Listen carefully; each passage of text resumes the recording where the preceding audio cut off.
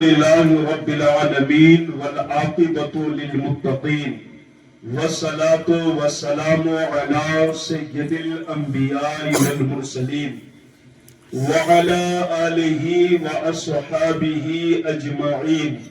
أما بعد فأعوذ بالله من الشيطان الرجيم. بسم الله الرحمن الرحيم. فلا تقل لهما اف ولا تنهرهما وقل لهما قولا كريما. آمنت بالله صدق الله مولانا العظيم وبلغنا رسوله النبي الأمين المكين الكريم ونحن على ذلك لمن الشاهدين والشاكرين والذاكرين والحمد لله رب العالمین. اعلیٰ حضرت سرکار فرماتے ہیں کعبے کے بدر الدجا تم پہ کروڑوں درود. بولیے مچل کے سبحان اللہ. ہزار دو ہزار کیا لاکھ دو لاکھ کیا اعلیٰ حضرت نے ایک ہی مرتبہ کروڑوں درود. سمجھ رہے ہیں؟ کروڑوں.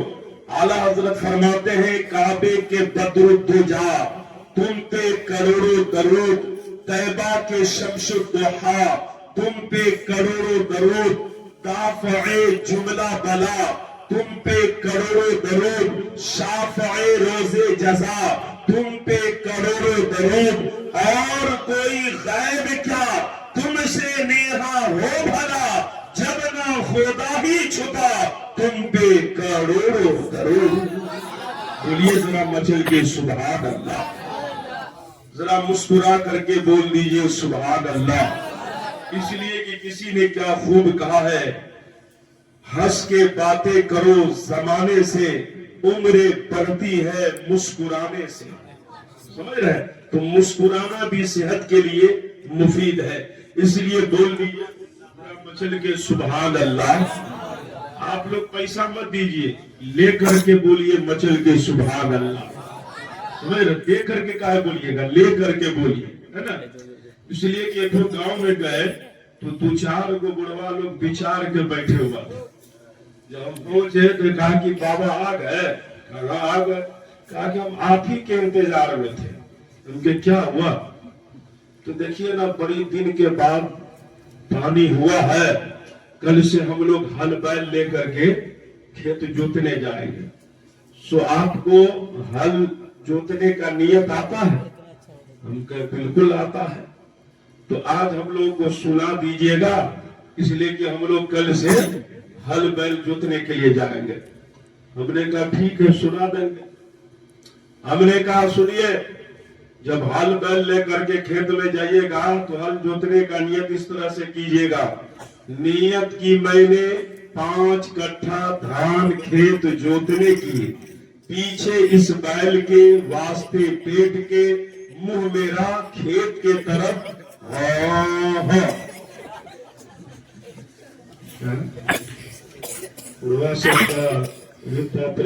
سب بڑا غضب. ہلو جوتے کے لیے جانے ہو کیا کہیے گا؟ تو ذرا مسکرا لی ہے تو بول دیجئے مچل کے سبحان اللہ.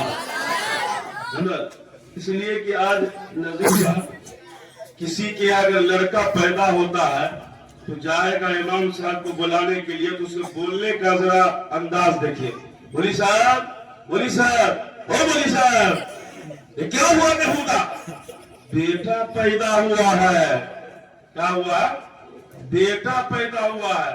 اور لڑکی جب پیدا ہوگا تو کیسے بولے گا جانتے ہیں؟ مولی صاحب، مولی صاحب، یہ کیا ہوا کہ ہوگا؟ بیٹی پیدا ہوا ہے. ہمارا قسمتیں خراب ہے. یہ حال ہے. بتائیے، بیٹا بھی اللہ کی نعمت ہے، بیٹی بھی اللہ کی نعمت ہے. بولیے.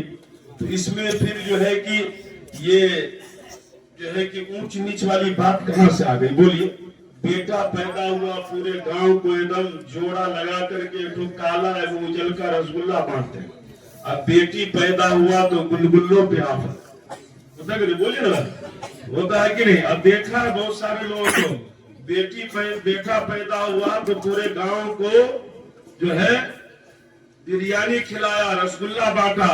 اب بیٹی پیدا ہوا تو جھولا میں شکر پالا لیے ہوا تھا، ایسے دبا کے لے کے جا رہا تھا.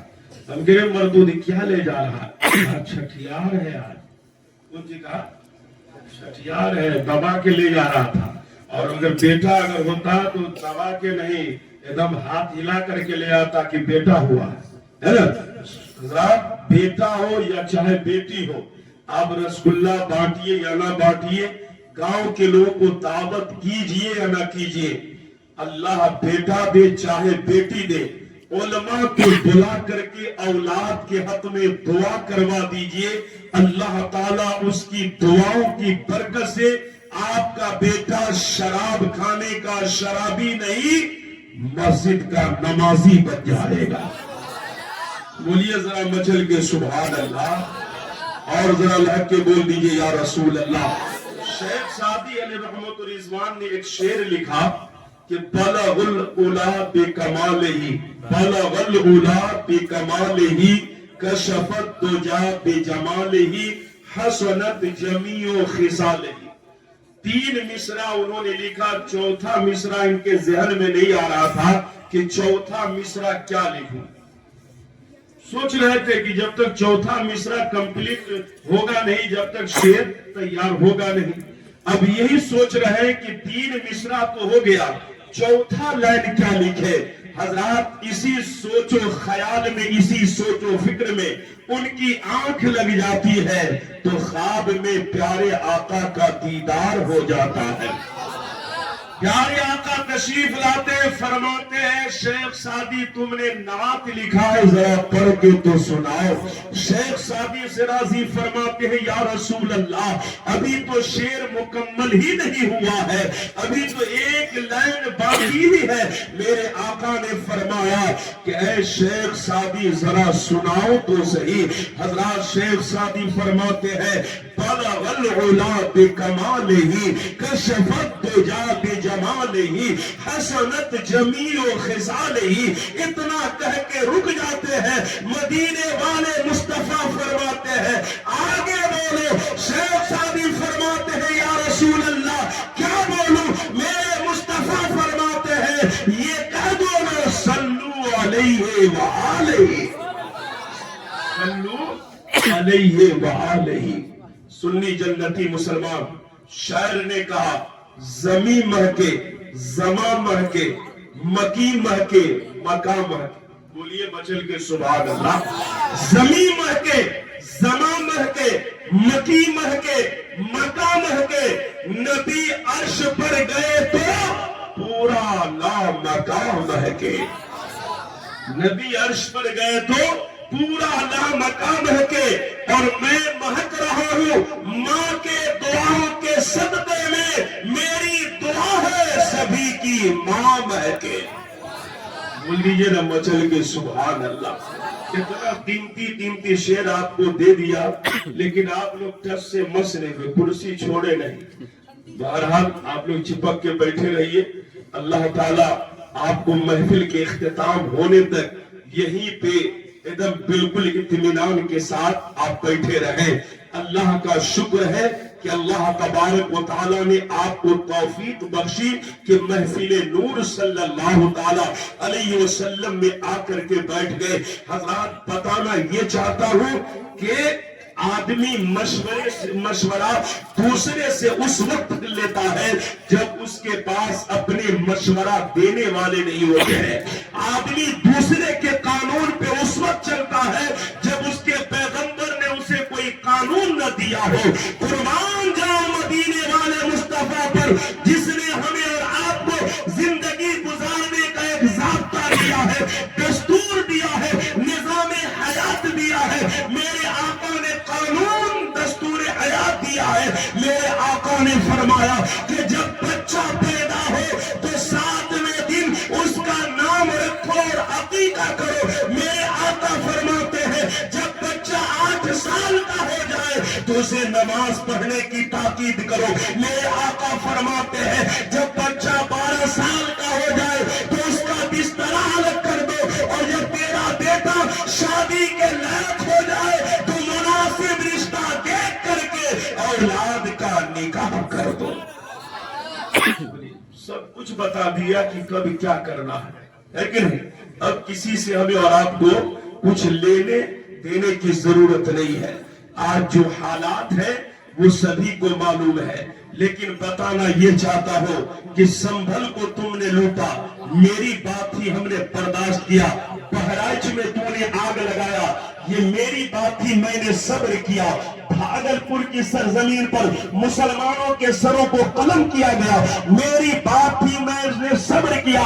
لیکن یاد رکھو، خواجہ غریب نواز کی گنبد پر نگاہ بد سے دیکھنے کی کوشش بھی نہیں کرنا، بری نظر ڈالنے کی کوشش بھی نہیں کرنا، اس لیے کہ میرا خواجہ اجمیر کا راجہ ہے، میرا خواجہ بھارت کا راجہ ہے. میرا خواجہ جب اجمیر کی دھرتی پر قدم رکھا ہے تو دنیا نے دیکھا ہے کہ خواجہ خواجگان خواجہ غریب نواز جب ہندوستان میں تشریف لائے ہیں تو آپ کو پتا ہے کہ پورے ہندوستان کے کونے کونے میں اسلام اور مسلمانوں کی تعداد بڑی ہے. اس لیے لوگوں اجمیر محلہ پر نگاہ بد اٹھانے کی کوشش نہیں کرنا، نگاہ ترچھی کر کے دیکھنے کی کوشش نہیں کرنا، اس لیے کہ اگر اس پہ نگاہ بد اٹھاؤ گے تو فیصلہ مدینے والے مصطفیٰ کی طرف سے ہوگا، فیصلہ حبیب خدا کی طرف سے ہوگا. اس لیے کہ آنے والا عطائے رسول ہے، مدین بھیجنے والا مدینے کا رسول ہے. خواجہ غریب نواز خود ہندوستان نہیں آئے بلکہ پیارے مصطفیٰ صلی اللہ تعالی علیہ وسلم نے اس ہندوستان کی سرزمین پر خواجہ خواجگان کو بھیجا ہے. خواجہ ہند و دربار ہے اعلیٰ تیرا، نہیں کوئی محروم مانگنے والا تیرا. حضرات اللہ تبارک و تعالیٰ فرماتا ہے فَلَا تَقُلْ لَهُمَا اُفٍّ وَلَا تَنْهَرْهُمَا وَقُلْ لَهُمَا قَوْلًا كَرِيمًا. اللہ فرماتا ہے اے اولادو اپنے والدین کے ساتھ منہ تک بھی نہ کہو، نہ ان کو جھڑکو، بلکہ اپنے والدین کے ساتھ نرمی کے ساتھ، تعظیم کے ساتھ، ادب کے ساتھ پیش آؤ. یہ کون کہہ رہا ہے؟ اللہ کا قرآن کہہ رہا ہے. جس طرح سے اللہ کی عبادت نہ کرنا گناہ کبیرہ ہے، اسی طرح سے ماں باپ کی نافرمانی کرنا بھی گناہ کبیرہ ہے، بہت بڑا گناہ ہے. ماں باپ عظیم دولت ہے، ماں باپ وہ نعمت ہے، ماں باپ وہ عظیم دولت ہے. جن کے پاس ماں باپ نہیں ہے ان سے پوچھئے کہ ماں باپ کیا چیز ہوتی ہے، ماں باپ کیا چیز ہوتی ہے. اللہ نے ماں باپ جیسی دولت ہمیں اور آپ کو نوازا ہے، یہ اللہ کا کرم ہے، اللہ کا بہت بڑا فضل ہے. آقا کریم صلی اللہ علیہ وسلم کے بارگاہ میں ایک صحابی آتے ہیں، کہتے ہیں یا رسول اللہ جہاد میں جانے کی تمنا رکھتا ہوں، جہاد میں جانے کی تمنا رکھتا ہوں. یا رسول اللہ جہاد میں جانے کی تمنا دلوں میں انگڑائی لے رہی ہے. یا رسول اللہ دل چاہتا ہے کہ میدان کارزار میں تلوار لے کر کے کود پڑوں اور اسلام کی خاطر اپنی جان کو جان اسلام پر، جان ایمان پر قربان کر دوں. میرے آقا نے فرمایا اے میرے پیارے صحابی تمہاری ماں زندہ ہے. کہا یا رسول اللہ ماں زندہ ہے. میرے آقا نے فرمایا تب جا اپنے ماں کے قدم کو پکڑ لے اور جنت حاصل کر لے. ماں کے قدم کو پکڑ لے اور جنت حاصل کر لے. میرے مصطفیٰ نے اس طرف اشارہ کر دیا کہ جہاد میں جانے سے پہلے اپنے ماں کے قدم کو چوم لے، باپ کے پیشانی کو بوسہ لے لے، جنت کا حقدار بن جا. بولیے نا مچل کے سبحان اللہ. ماں باپ کے نام پر بہت کم لوگ بولتے ہیں.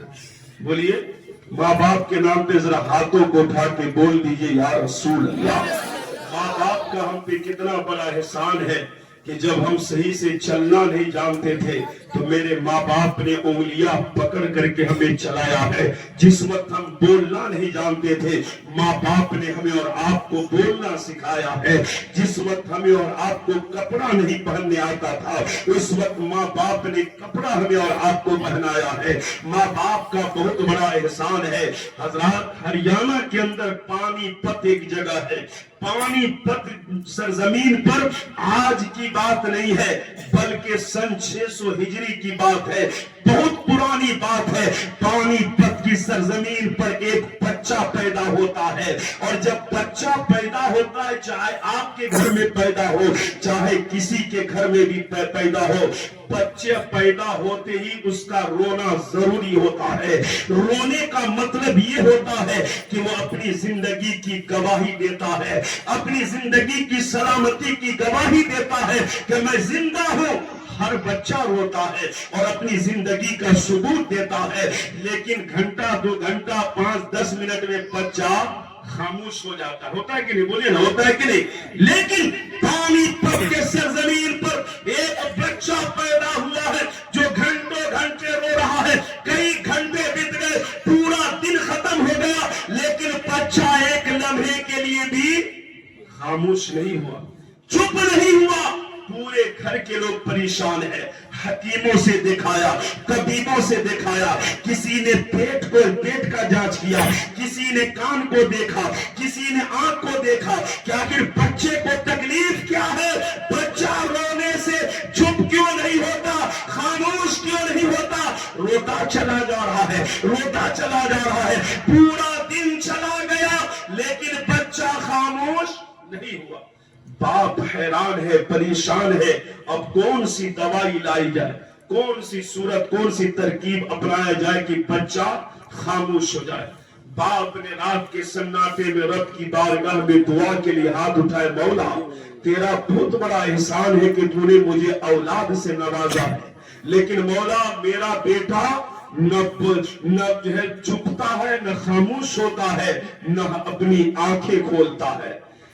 پروردگار کوئی صورت کوئی راستہ بتا دے کہ میرا بیٹا رونا بند کر دے بند آنکھیں کھل جائے. حاتف غیبی سے آواز آتی ہے اے انسان تیرا بیٹا 2 دن کے بعد چپ ہو جائے گا خاموش ہو جائے گا. ایک شخص آئے گا اور اس کے آنے کے بعد تیرا بیٹا خاموش ہو جائے گا. ہمارا یا آپ کا بچہ اگر گھنٹہ 2 گھنٹہ اگر لگاتار روئے تو اس کی آواز بیٹھ جائے گی. لیکن وہ بچہ جو پانی پت کی سرزمین پر پیدا ہوا ہے 3 دن تک لگاتار روتا رہا. حضرات 2 دن کے بعد اچانک سے ایک ضعیف انسان ایک نورانی شکل والا ایک بزرگ انسان کمبل اوڑھے ہوئے دروازے پہ آتا ہے اور آواز دیتا ہے. تو اس کے والد دروازے پہ آتے ہیں دیکھتے ہیں کہ کوئی مانگنے والا ہے. اس نے کہا کہ میرے گھر میں ابھی پریشانی ہے میں تمہیں کچھ دے نہیں سکتا. کہا آنے والے نے کہا کہ اے انسان میں لینے کے لیے نہیں آیا ہوں دینے کے لیے آیا ہوں. روتے ہوئے بچے کو چپ کرانے کے لیے آیا ہوں. والد سمجھ گئے کہ جو مجھے خواب میں کہا گیا تھا کہ ایک نورانی شکل والا آئے گا وہی لگتا ہے. بچے کو اٹھا کر کے لایا گیا اس بزرگ کے ہاتھ میں دیا گیا گودی میں دیا گیا. اس بزرگ نے قرآن کی کچھ آیتیں پڑھ کر کے ایک کان میں دم کیا دوسرے کان میں بھی قرآن کی آیتیں پڑھ کر کے دم کیا. فوراً بچہ چپ بھی ہو گیا اور بند آنکھیں بھی کھل گئی. فوراً بچہ چپ بھی ہو گیا رونا بند کر دیا اور آنکھ جو 3 روز سے اس بچے نے نہیں کھولے تھی فوراً آنکھ بھی کھول دیا. اب اس کے والد حیران ہو گئے اے اللہ والے آپ نے کیا ایسا کمال کر دیا. جو بچہ 3 دن سے لگاتار رو رہا تھا وہ منٹوں میں خاموش ہو گیا چپ ہو گیا. آخر معاملہ کیا ہے آخر آپ نے کیا ایسا کچھ کیا کہ روتا ہوا بچہ خاموش ہو گیا. اس اللہ والے نے کہا سنو اس کی ماں 30 پارے کی حافظ قرآن ہے اور اس کی ماں جھاڑو لگاتی تھی تو قرآن کی تلاوت کرتی تھی. بسترے پہ سونے جاتی تھی تو قرآن کی تلاوت کرتی تھی. یہ بچہ شکم میں رہ کر کے قرآن کی تلاوت سنا کرتا تھا. قرآن سنتے سنتے قرآن سے اسے اتنا لگاؤ ہو گیا, قرآن کی تلاوت سے اتنی محبت ہو گئی, اتنا پیار ہو گیا. پیدا ہونے کے بعد اسے قرآن سننے کو نہیں مل رہا تھا, اسی لیے تو روتا چلا جا رہا تھا, آنسو بہاتا چلا رہا تھا, اس لیے کہ ماں ناپاک ہو چکی تھی. ناپاکی کی حالت میں قرآن نہیں پڑھ سکتی. بچہ کسی اور چیز کے لیے نہیں رو رہا تھا, قرآن کی تلاوت سننے کے لیے رو رہا تھا, قرآن پاک کی تلاوت سننے کے لیے رو رہا تھا. بچہ نے قرآن کی تلاوت کو سنا, رونا بند کر دیا, خاموش ہو گیا. حضرات وہ بچہ کوئی اور نہیں ہے, وہی بچہ آگے چل کر کے ابو علی قلندر بنتا ہے. کیا بنتا ہے؟ ابو علی شاہ قلندر بنتا ہے. اسی بچے کا نام ابو علی شاہ قلندر, جن کا مزار شریف پانی پت ہریانہ کے اندر موجود ہے. سمجھ رہے ہیں؟ تو حضرات بچے تو ہمارے یہاں بھی پیدا ہوتے ہیں. جناب جمال خان صاحب نے منت مانی کہ میری بیٹی, صحیح معنوں میں ان کی لڑکی بہت اپاہج ٹائپ کی بھی تھی, بیمار اکثر رہا کرتی تھی, میں نے بھی دیکھا. لیکن انہوں نے منت مانی کہ ہم اللہ اور اس کے رسول کے ذکر کی محفل سجائیں گے. اللہ نے اپنے محبوب کے صدقے میں ان کی بیٹی کو شفا عطا فرمائی ہے نا. اور حضرت امام حسین, حضرت امام حسن ایک مرتبہ بیمار ہو گئے تو سیدہ فاطمہ کے گھر میں ایک خادمہ تھی جن کا نام فضہ تھا. تو فاطمہ نے اور فضہ نے, مولا علی نے, تینوں نے یہ منت مانی کہ یا اللہ امام حسن اور حسین تندرست ہو جائیں گے, صحت یاب ہو جائیں گے تو ہم 3 روزے رکھیں گے. کیا رکھیں گے؟ آج ہمارا منت ہی مانتے تو بالکل سستا والا کہ 5 روپیہ مسجد میں دے دیں گے, 2 اگربتی دے دیں گے, 2 ماچس دے دیں گے, یعنی ہلکا پھلکا ہے نا. بھاری کا بہت کم لوگ یہ منت مانتے ہیں نا. لیکن حضرت مولا علی, حضرت سیدہ فاطمہ, حضرت فضہ نے یہ منت مانی, یا اللہ اگر امام حسن اور حسین تندرست ہو گئے, ٹھیک ہو گئے تو ہم سب مل کر کے 3 روزے رکھیں گے. حضرت امام حسن اور حسین صحت یاب ہو گئے. حضرت فضہ نے, حضرت سیدہ فاطمہ نے, حضرت مولا علی نے روزہ رکھا ہے. حضرت مولا علی ایک یہودی کے کھجور کے باغ میں مزدوری کیا کرتے تھے, اور مزدوری کتنا ملتا تھا؟ 2 درہم ملا کرتا تھا. حضرت مولا علی مزدوری کر کے 2 درہم لائے, بازار سے آٹا خریدا ہے. آٹا اتنا ہی ہوا کہ اتنے آٹے سے صرف 5 روٹی بن سکتی ہے. صرف گھر میں 5 لوگ تھا ہے نا. حضرت امام حسن حسین, سیدہ فاطمہ خادمہ, حضرت فضہ اور حضرت مولا علی 5 لوگ تھے ہی. حضرات 2 درہم لے کر کے آئے, بازار سے آٹا خریدا, روٹی بنائی گئی, افطار کا انتظار ہو رہا تھا. جو ہے دسترخوان پہ 5 روٹی کو رکھی گئی. اتنے میں ایک یتیم دروازے پہ آ کے دستک دے دیتا ہے. اے اللہ کے رسول کے گھرانے والے, تو بڑا سخی ہے, تو بڑا دیالو ہے, میں بڑا غریب ہوں, مفلس و کلاس ہوں, کئی دنوں سے کھانے کو نہیں ملا ہے. اللہ کے نام پر مجھے کھانے کے لیے دے دو, اللہ کے نام پر مجھے کچھ کھانے کے لیے دے دو. دسترخوان پہ جو افطار کرنے کے لیے 5 روٹی رکھی ہوئی تھی, اگر چاہتے تو 1 روٹی بھی دے سکتے تھے, 2 روٹی بھی دے سکتے تھے, لیکن سیدہ فاطمہ نے 5 روٹی اٹھا کر کے اس یتیم کے ہاتھ میں دے دیا ہے, اس یتیم کے ہاتھ میں دے دیا ہے. اور خود 3 آدمی روزہ افطار صرف پانی پر کرتے ہیں. کیا چیز پہ کرتے ہیں؟ پانی پہ کرتے ہیں. دوسرا دن آتا ہے, پھر روزے سے ہے, مولا علی مزدوری کر کے 2 درہم لاتے ہیں, اس سے آٹا خرید کر کے لاتے ہیں, 5 روٹی تیار کی جاتی ہے, دسترخوان پہ لگایا جاتا ہے. قریب تھا افطار کا وقت, اتنے ہی میں دروازے پہ ایک مسکین نے آواز لگا دی, اے رسول اللہ کے گھرانے والے, والے، تم بڑے دیالو ہو، تم بڑے سخی ہو، تم بھوکوں کو کھانا کھلانے والے ہو، میں بڑا مفلس و قلاص ہوں، کئی دنوں سے کھانے کو نہیں ملا ہے، خدا کے واسطے مجھے کھلا دو، کھانے کے لیے کچھ دے دو۔ سیدہ فاطمہ نے دوسرے دن بھی 5 روٹی اٹھایا ہے، اس مسکین کے ہاتھ میں دے دیا ہے، دوسرے دن بھی پانی پر افطار کیا ہے، پانی سے افطار کیا ہے، دوسرے روز بھی یہی پانی پر گزر گیا، تیسرا دن آتا ہے،